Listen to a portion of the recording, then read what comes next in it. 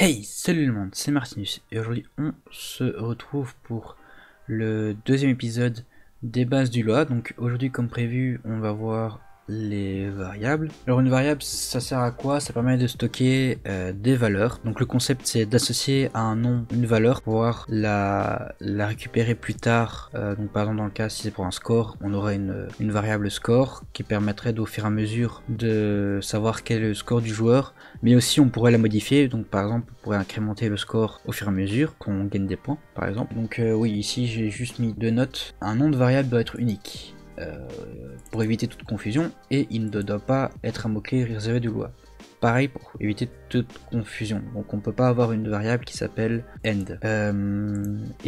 Pareil, là quand je dis qu'on peut modifier une variable, pas toujours, on peut définir des variables qu'on ne peut pas modifier, donc ça s'appelle des variables constantes. En Lua ça n'existe pas, il y a moyen de faire des variables qu'on ne peut pas modifier, c'est avec les tables qu'on verra à l'épisode 6. Mais en tout cas nativement on peut pas le faire. Pour définir une variable, simplement on lui donne un nom et on met un égal et on lui donne une valeur. Donc une variable ça peut être quoi? Ça peut être par exemple un nombre pour un score, un âge, etc. Ça peut être une chaîne de caractères, que par exemple pour un pseudo ou un prénom, etc. un nom. Il y a les types de variables, on va justement les voir par après. Il y a 8 types de variables en Lua. Là on va en voir que 4, vraiment les 4 types basiques. Il y en a deux qu'on verra tard dans les épisodes suivants, l'épisode 5 et l'épisode 6, et deux qu'on verra pas du tout parce que c'est vraiment des concepts trop avancés. Ici, Lua, c'est un langage typé dynamique, contrairement à un langage typé statique. Donc c'est-à-dire que à un moment donné, un nom qui est associé à une chaîne de caractères peut être un petit peu plus loin dans le programme, être associé à un nombre. En Lua, ça peut se faire, il n'y a pas de problème. Par contre, en C++ ou en C# par exemple, qui sont des langages typés statiques, là l'ordinateur va pas vous aimer, il va gueuler parce que il faut définir de base telle variable, c'est une chaîne de caractères et ça peut pas être autre chose. Les deux façons de faire ont leur avantage et leur inconvénient. Donc les 8 types, le premier type ce sont les strings, donc les chaînes de caractères.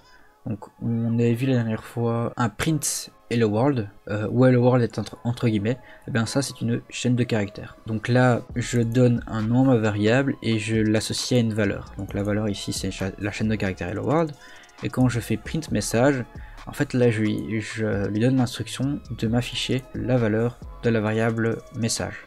Ensuite, le deuxième type de variable, c'est les variables number. Lua fait pas la différence entre les nombres entiers et les nombres à virgule. La plupart des langages le font. Ensuite, les booléens, c'est un type de valeur un peu spéciale qui peut être seulement vrai ou faux. En anglais, vrai ça se dit true et faux ça se dit false. Donc là, ça peut être utilisé dans quel cas? Donc par exemple, un personnage est vivant ou mort, on aurait une variable isAlive qu'on mettrait à true s'il est vivant et false s'il est mort. Ce type de variable est surtout utile dans le contexte des conditions, qu'on verra à l'épisode 3. Quatrième type de variable qui est un type assez spécial, c'est le type nil.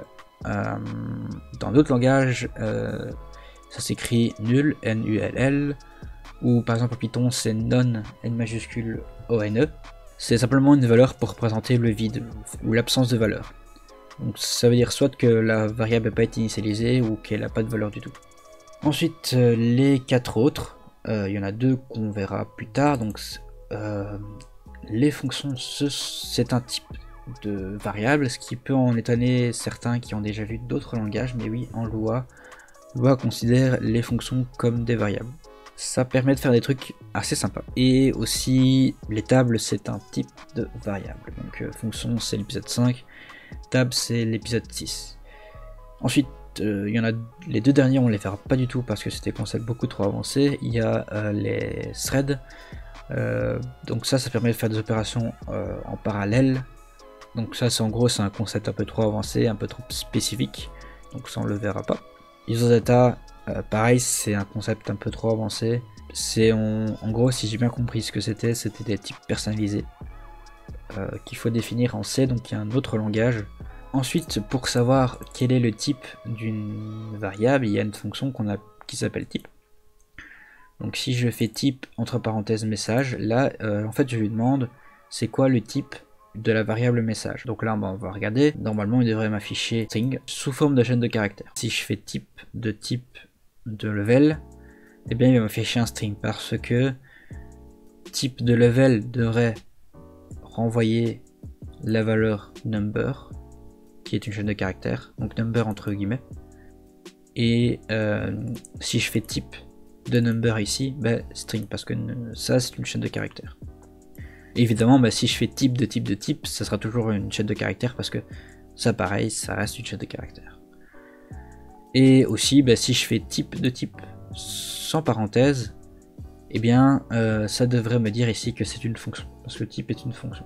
Donc si je teste ici, on voit bien que pour les 4 ici, on a bien les valeurs comme il faut, donc on a bien hello world 42 true et nil. Ici on a bien que message est un string, que level est un number, que isLive est un boolean et que rien est un nil. Et on a bien ici que type de level est un string et que type est une fonction. Donc voilà, partie suivante. Donc les portées des variables. Parfois il peut arriver qu'on veut limiter l'existence d'une variable à une certaine portion de code. Pour ça il existe des variables qui sont dites locales en Lua. Donc c'est à dire qu'elles existent seulement dans un bloc, dans le bloc où elle a été créée. Donc pour créer un bloc, donc là ça c'est un bloc, on commence son bloc par do et end. Donc ça c'est un bloc basique. Il y a d'autres types de blocs, il y a les conditions, les fonctions, les boucles, etc. Ça on verra au fur et à mesure. Mais c'est vraiment une bonne pratique d'utiliser un maximum les variables locales, en tout cas d'oublier les variables globales. Donc les variables globales, c'est une variable qui est utilisable sur tout le programme. Il faut éviter un maximum les variables globales parce que du coup parfois il arrive qu'on accumule des informations inutiles, ou parfois il y a des informations qui sont assez sensibles, donc par exemple un mot de passe. Et aussi pour une question d'optimisation, une variable locale occupe beaucoup moins de mémoire et est beaucoup plus rapide. Donc là on a un exemple, donc j'ai une variable globale qui s'appelle global et qui a comme valeur une chaîne de caractères global. J'ai la variable locale mdp. Donc là normalement ce qui devrait passer, si je fais print global, il devrait m'afficher global. Si je fais print mdp, il devrait m'afficher 1, 2, 3, 4, 5, 6, 7, 9. Et là en dehors du bloc, il va m'afficher global, mais là il va m'afficher nil parce que mdp n'existe plus, il était oublié parce que c'était une variable locale. Donc si je teste, hop, on a global 1, 2, 3, 4, 5, 6, 7, 9, et puis on a un nil. Ensuite, opération sur les nombres, donc là les nombres on peut les additionner, les multiplier, les soustraire, les diviser, faire un modulo, donc récupérer le reste de la division de 5 par 2, qui sera 1 ici, et faire un exposant, donc 5 exposant 2 par exemple.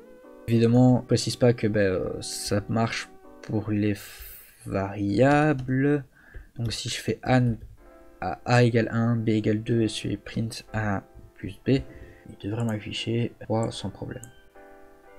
Ensuite, les opérations sur les chaînes de caractères. On peut mettre deux chaînes de caractères bout à bout, donc on appelle ça concaténer. Donc l'opération de concaténation elle se fait avec 2 points ici.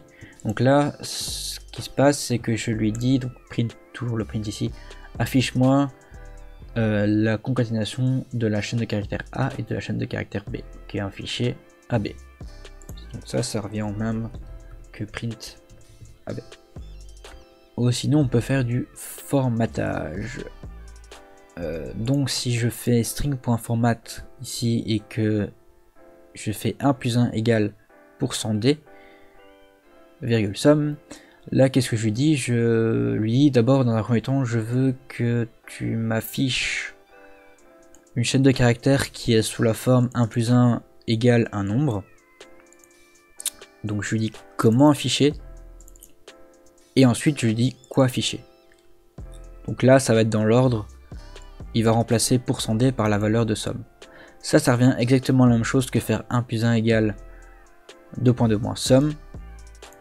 C'est exactement la même chose, mais de préférence il vaut mieux utiliser string format.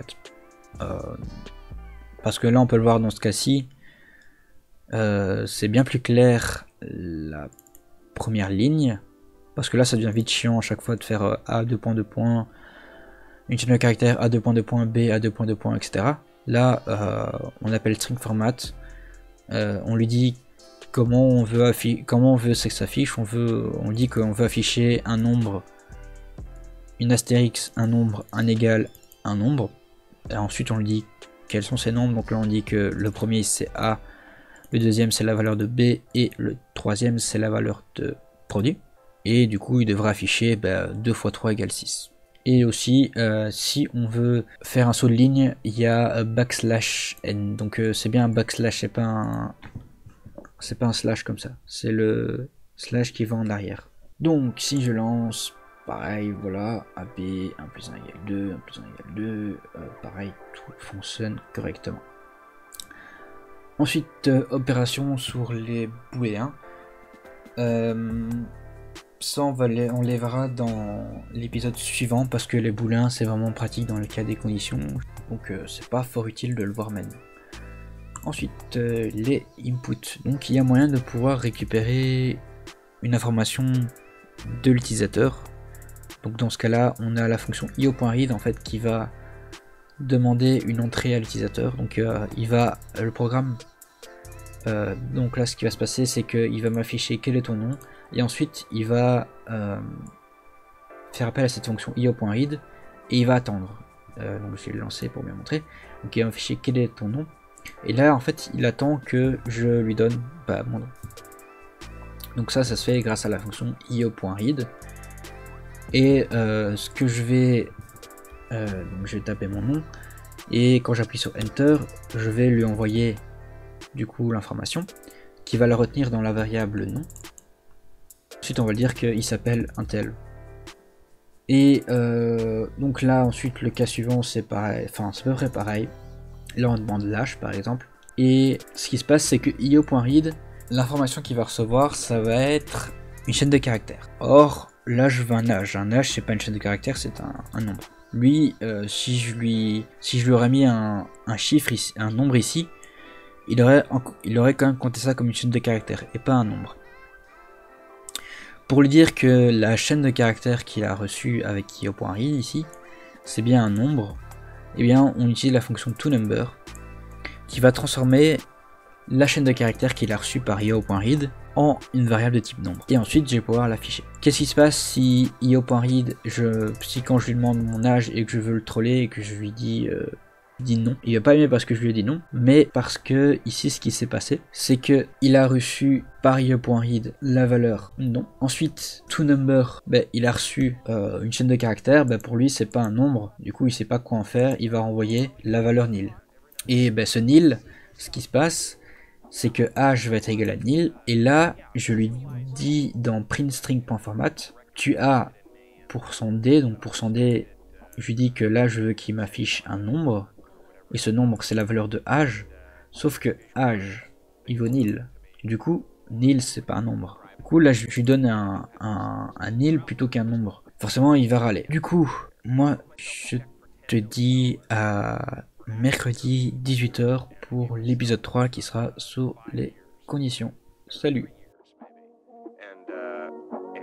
I dated it Thanksgiving 1995. Just before Thanksgiving 1995, I found out that I was going to make $10 million in dollars.